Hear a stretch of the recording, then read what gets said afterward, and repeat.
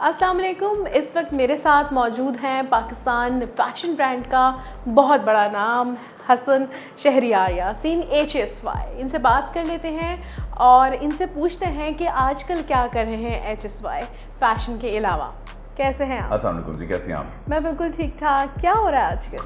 आजकल हो ये रहा है कि फ़ैशन की एक बहुत ही मज़े की मेरी जर्नी माशाल्लाह से चलती आ रही है, अल्लाह का पाक करम है। HSY द वर्ल्ड, इसका आगाज़ कैसे हुआ? आपको पता है, कहते हैं अंग्रेज़ी में कि आप टू पिंच माई सेल्फ, कि या कि ख्वाब तो नहीं, मुझे तो आज तक मैं अपने आप को पिंच माई सेल्फ कर रहा हूँ। मेरे पास एक ख्वाब था, मैंने उसके ऊपर काम किया, अल्लाह ने बहुत करम किया कि जिस चीज़ में मैंने हाथ डाला उस पर मुझे सक्सेस मिली। शायद मेरी माँ की भी इसमें बहुत दुआएं हैं। मगर मैं बिलीव करता हूँ कि जब आप सुबह उठ के वो चीज़ करते हैं जो आपको, जिससे आप प्यार करते हैं, ज़िंदगी आपको वो वापस उसमें बदले में ज़रूर कुछ देती है। शायद कुछ लोगों के लिए वक्त लगे और कुछ लोगों के लिए ना लगे। मैं इस बात का बहुत ज़्यादा खुश हूँ और अपने आप से प्राउड होता हूँ कि जिस वक्त में मैं बिज़नेस में आया था उस वक्त ये बिज़नेस थी नहीं। हम कुछ लोग थे जिन्होंने बिज़नेस डेवलप की। मुझे अच्छा लगता है कि अब जो बच्चे जो आते हैं, जो ग्रेजुएट करके, उनको एक बनी बनाई इंडस्ट्री मिल रही है, बने बनाए बिजनेसेस मिल रहे हैं, बनी बनाई एक इंडस्ट्री बन चुकी है। हमारे पास क्लाइंट बेस के साथ साथ हमारी एक पहचान बन गई है। मैं इस बात पे खुश होता हूँ। मेरी जर्नी में क्या क्या कुछ हुआ, वो एक इतनी ज़्यादा स्टोरीज़ हैं, उसके लिए एक नहीं, हमें को 1000 टीवी शोज़ करने पड़ेंगे। मगर मुझे लगता है कि अगर मुझे इस जर्नी से कुछ मिला तो सबसे ज़्यादा बड़ी चीज़ जो थी वो मुझे इज़्ज़त मिली, लोगों ने मुझे इज़्ज़त दी, और सेकेंडली मुझे सेटिस्फैक्शन हुई कि जो मैं काम कर रहा हूँ उसके बदले में अब देखें what a big industry we have now. Pakistan fashion industry is growing day by day. लोग जब इतना कंप्लेन करते हैं कि ये नहीं है तो वो नहीं है। कोविड में कोई बिजनेस को देखा कोई बंद हुई? आप खुद देख रही होंगी फैशन में है कि हर रोज़ एक नया ब्रांड बन रहा है, बिजनेसेस चल रही हैं, लोग एम्प्लॉय हो रहे हैं, लोगों की एम्प्लॉयमेंट की वजह से रोज़गारी, हर चीज़ में मदद हो रही है। अच्छा लगता है सोच के कि जब ये नहीं था तो हमने शुरू किया और अब देखें माशाल्लाह ये सब कुछ हो रहा है। HSY आपने बहुत सारे सेलिब्रिटीज़ के लिए कपड़े डिज़ाइन किए हैं, इंटरनेशनली भी कुछ जो एक्टर एक्ट्रेसेस हैं उनके लिए कपड़े डिज़ाइन किए हैं। तो अब किसकी ख्वाहिश है, किस एक्टर एक्ट्रेस के लिए कपड़े डिज़ाइन करना चाहते हैं?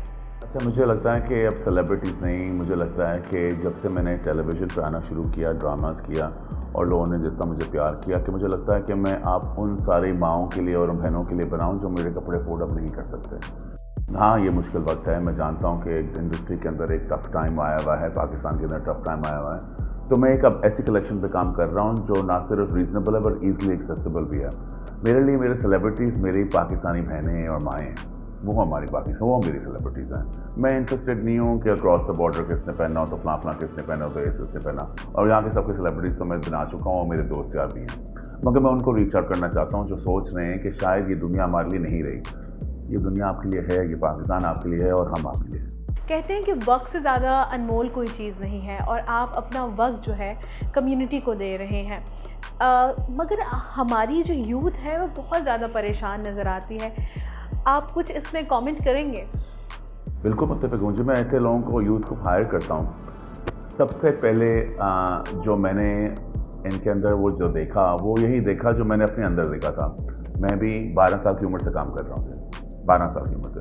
15 साल की उम्र से मैं फाइनेंशियली अकेला हूँ, खुद अपना ख्याल किया है, मैंने अपनी बिज़नेस भी खुद शुरू किया है। मैं जानता हूँ कि हर्डल्स कौन से हैं, मगर ऐसे कोई हर्डल्स नहीं है जिसको हम जिससे हम बीट नहीं कर सकते। दूसरा रह गया वक्त। बियॉन्से के पास भी 24 घंटे ही, माइकल जैक्सन के पास भी 24 घंटे ही थे, आई एम श्योर किसी वर्ल्ड लीडर के पास भी 24 घंटे ही थे। हमारे पास किसी के पास एक्स्ट्रा वक्त नहीं है। अपना टाइम मैनेज करना, अपने आप से थोड़ा सा निकल के दुनिया के बारे में थोड़ा सा देखना, ये हम सबका शायद फ़र्ज़ ना हो मगर हमारी ज़रूरत ज़रूर है कि हम उनको देखें। मैं बहुत बिजी हूँ अपने काम में, बहुत ज़्यादा। मैं अपनी वालदा का ख्याल रखता हूँ, मेरे वाला साहब अल्लाह उनको जन्नत नसीब थे, अभी फौत हुए हैं, उनकी सेहत बहुत ख़राब थी, मैं उनका भी ख्याल करता हूँ। मैं इकलौता बेटा हूँ। ये अपनी बिज़नेस भी करता हूँ, मेंटरशिप प्रोग्राम भी चलाता हूँ, स्कूल में पढ़ाता भी हूँ, एंटरप्रेन्योरशिप की टॉक्स भी देता हूँ, बहुत कुछ करता हूँ। ये होते हुए भी मैं अपने लिए ये 1 घंटा निकालने के लिए तैयार हूँ। ये टाइम मैनेजमेंट मेरे पास कोई ख़ास ना छड़ी है, ना ऐसे कोई ख़ास कोई चीज़ है कि मैं कहूँ वाह मैंने टाइम निकाल लिया। ये आपके अंदर एक आवाज़ होनी चाहिए, आपकी ज़रूरत होनी चाहिए। जब आप सिर्फ अपने बारे में सोचना बंद कर देते हैं और आपके इर्द गिर्द देखते हैं कि मैं क्या रख रहा हूँ अपने साथ, किसकी मदद कर रहा हूँ, किसको साथ साथ लेके चल रहा हूँ, उसमें आई थिंक आप खुद ही डिसीजन ले लेंगे कि घंटा तो निकल जाए। इतनी नेगेटिविटी में से आपके अंदर पॉजिटिव वाइब्स कैसे आती हैं?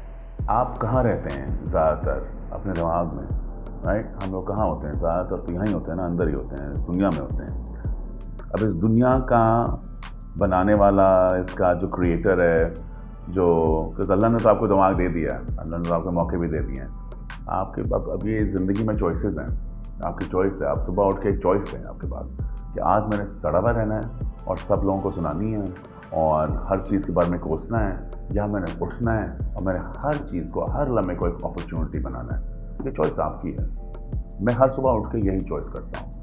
मैं सबसे पहले उठ कर कहता हूँ, अल्लाह तेरा लाख लाख शुक्र है मुझे सांस आ रहा है, मेरा दिल धड़क रहा है सही तरीके से, मेरे ऊपर छत, सर के ऊपर छत है। मैं याद कराता हूँ वो छोटी चीज़ें जो हम लोग फॉर ग्रांटेड ले लेते हैं। उसके अंदर जब मैं कोई डिसीजन लेता हूँ कि आज मैं ये करूँगा, तो दिल करता है करने का, क्योंकि आप लाइफ एंड ग्रेटिट्यूड रहते हैं। अगर हम थोड़ा सा लाइफ एंड ग्रेटिट्यूड ले लें तो कौन पॉजिटिव नहीं होगा? सड़ने के लिए बहुत से लोग हैं और सड़ाने के लिए तो आपको क्या पता बहुत ज़्यादा बैठे हैं। चाबू कुबाने के लिए तो उससे भी ज़्यादा। अब क्यों इंतज़ार कर रहे हैं कि आपको कोई खुद अपने आप को दर्द पहुँचाए जब और लोग पहुँचाएंगे? अपने आप को दर्द ना पहुँचाएँ और कोशिश करें कि पॉजिटिव तरीके से निकलें। आप कहते हैं ये पॉजिटिव लाइट जो है ना, ये दूसरे लोगों को ऑटोमेटिकली दूर रखती है। नेगेटिव वाला बंदा कहता है यहाँ मैं ना ही आऊँ तो बेहतर है, ये तो मेरी जगह ही नहीं है। What you are attracts other people. Be positive and you will attract positive people. H S भाई, आपने ये भी बताया है बहुत से इंटरव्यूज़ में कि आपकी आई साइट जो है वो लॉस हो गई थी, तो वो क्या वाक़या है? ये मेरे लिए थी। मैं जब स्कूल, जो नाउ पीडीपी का भी जो गुडविल एम्बेसडर हूँ, वहाँ भी क्योंकि मैं थोड़ी देर के लिए नहीं देख सकता था, मेरी आई साइट ख़राब हो गई थी, तो मैं उनको इसलिए मदद करने के लिए सबसे पहले गया कि मुझे लगा कि मुझे उनसे कोई अंडरस्टैंडिंग होगी, उनके साथ कोई कनेक्शन होगी, जो थी। मगर उनके अलावा भी जो बच्चे थे उनके साथ भी थी, बिकॉज दिल जो आपके अंदर धड़कता है उसके अंदर काइंडनेस तो सबके लिए होती है। इसी को मद्देनजर रखते हुए जब LRBT मेरे पास आया और उन्होंने कहा कि हम ये आपके साथ करना चाहते हैं, तो इनिशियली मैं सोचा कि मैं सिर्फ उन ब्लाइंड लोगों के साथ ही डील कर रहा हूँगा जो मेरी तरह वो एक मुसीबत में रहे। मगर वहाँ एक host of different types of people थे। कोई बूढ़े थे, कोई बिल्कुल बच्चे थे, कोई नौजवान थे। उनकी साइड से वो घबराए हुए थे, डरे हुए थे। उनको सिर्फ किसी की एक थोड़ी सी प्यार की ज़रूरत थी, हाथ पकड़ने की ज़रूरत थी। प्लस मुझे लगता है कि मेरे पास, क्योंकि आप लोग सब देख रहे हैं, आप सबका शुक्रिया, मैं आप तक ये आवाज़ भी पहुँचा सकूँ कि हमारे पास इस तरह की ऑर्गेनाइजेशंस हैं। हम ज़कात के लिए पैसे देते हैं, हम इतनी चीज़ों के ऊपर देते हैं। हम क्यों ना उन ऑर्गेनाइजेशंस के लगाएं जो हमारे पाकिस्तानियों को भी केपेबल कर रहे हैं कि वो भी एक जंग लड़ सकें। आप हर इंटरव्यू के अंदर अपनी फैमिली का जिक्र करते हैं और ख़ास करके अपनी वालदा का जिक्र करते हैं। ऑब्वियसली हर इंसान की अपने पेरेंट्स के साथ बहुत ज़्यादा कनेक्शन होता है, लेकिन आप इतने एक्सप्रेसिव क्यों हैं? हम ऐसे सोसाइटी में रह रहे हैं जो एक टॉक्सिक मैस्कुलिनिटी आ गई है कि हम अपनी बीवी या अपने लवर को बताने के लिए डरते हैं आई लव यू। माँ और बहन तो बहुत दूर की बात है। अगर लोग मुझे देख रहे हैं और समझते हैं कि वो मुझसे कुछ सीख सकते हैं, तो वो ये, मुझे लगता है कि इसमें कोई शर्म नहीं है कि आप बताएं किसको कि आप कितना प्यार करते हैं। और हाँ, मैं अपनी माँ को बहुत प्यार करता हूँ और मैं बार बार उनकी जिक्र ज़रूर करता हूँ।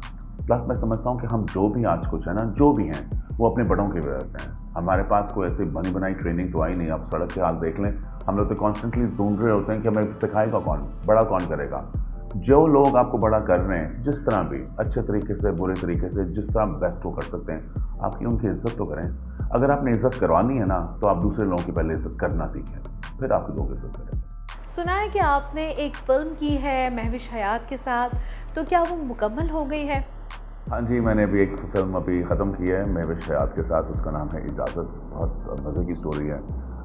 एक ऐसी स्टोरी है जो मुझे लगता है आप सबको ना सिर्फ अच्छी लगेगी, मगर जिस तरह फायज़ा इफ्तिखार ने उसको लिखा है, उसकी स्क्रिप्ट भी बहुत हसीन है। और महविश के साथ मैं जितना खुश हुआ हूँ काम करके, मैं आपको क्या बताऊँ। तो बहुत जल्दी निकलने वाली है और इस वक्त मैं 2-3 और स्क्रिप्ट्स पढ़ रहा हूँ। जैसे मैंने आपको कहा कि ज़िंदगी में कौन याद रखेगा कि आपने क्या किया क्या नहीं किया, तो मेरा कोशिश होती है कि मैं ज़िंदगी में प्रोजेक्ट सारे करूँ। बिसाइड्स द फैक्ट कि मुझे बड़ी खुशी होती है जितना आप उन प्रोजेक्ट से सीखते हैं, मैं आपको क्या बताऊँ। मैंने फिल्म की थी इशरत, तो मुझे याद है कि जब मैं उस सेट पे गया था तो मैं HSY बन के गया था। मैंने कहा था यार मैं चैम्पियन हूँ, किंग हूँ। और जब मैं गया और एक स्पॉट बॉय को मुझसे ज़्यादा पता था ना, तो आपको ह्यूमिलिटी आ जाती है। अल्लाह को याद कराया था कि ओ भाई बह जा, इतनी कोई बड़ी चीज़ नहीं है। तो ये बड़ा ज़रूरी है कभी कभी सुनना, ये जानना, देखना, सीखना। एक पोस्ट पढ़ी थी कि अगस्त 2017 में, जिसमें आपने बताया था कि कटरीना कैफ लाहौर आई हैं, तो क्या वाकई ऐसा सच था? जो मुझे याद पड़ता है वो लाहौर आई थी। मालूम नहीं वो क्यों आई नहीं थी। आई थिंक वो कोई चैरिटी का कोई इवेंट था और उनकी मैनेजमेंट से फ़ोन आया था हमें कि वो कपड़े देखना आना चाह रही हैं। मैं उनकी ये तारीफ़ ज़रूर करूँगा कि जब वो आई थी तो इवन दो मैं इतनी इंडियन फिल्म्स नहीं देखता, मैं इतना फेमिलियर नहीं हूँ, मगर मुझे ये मालूम था कि मेरे ऑफिस में बहुत हलचल थी कि वो आई हैं और मैं सुन रहा था कि वो आ रही हैं और ऑफिस में एक एक्साइटमेंट थी। तो मैं एक्सपेक्ट कर रहा था एक और स्टार आएंगे जो एक बदतमीज़ी से ज़ोर से आकर से सबको मिलेंगे और उनके अंदर एक वो होगा, एक अना होगी, मगर इनके अंदर इनमें से कुछ भी नहीं था। हमारी कोई दोस्ती यारी नहीं है, मैं ये नहीं कह सकूँगा, मगर बहुत इज्जत से पेश आई, बहुत अच्छी तरीके से मिली, उन्होंने कपड़े देखे, लोगों से बड़े प्यार से मिली और मुझे नहीं लगा कि कोई इतना बड़ा कोई सेलिब्रिटी आया है, मुझे लगा कि एक अच्छा इंसान आया और आके कपड़े लेके आया। बहुत मुझे याद आया जैसे कि हमारी एक और एक्ट्रेस हैं, हमारी अपनी लोकल, जो भी इसी तरह आके इसी तरह पेश आती हैं, वो है रीमा। जब वो अंदर आती हैं तो ऐसा कोई शोर शराबा नहीं करती कि रीमा आ गई हैं। वो आती हैं जैसे हर बंदे की तरह, छोटे से भी मिलती हैं, बड़े से भी मिलती हैं, बच्चों से भी मिलेंगी, बड़ों से भी मिलेंगी, जिस तरह होता है। तो ये उनकी बात, मुझे ये बात उनकी याद रही। Thank you so much for your time. Thank you. Thank you. Thank you.